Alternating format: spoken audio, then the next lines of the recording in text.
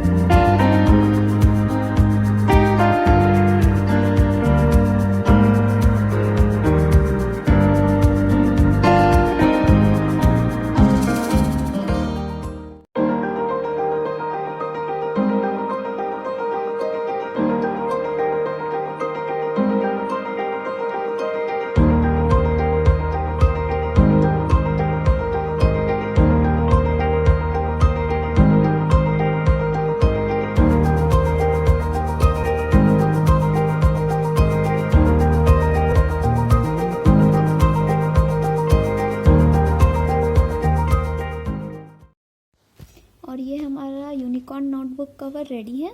चलिए बनाते हैं बटरफ्लाई नोटबुक कवर।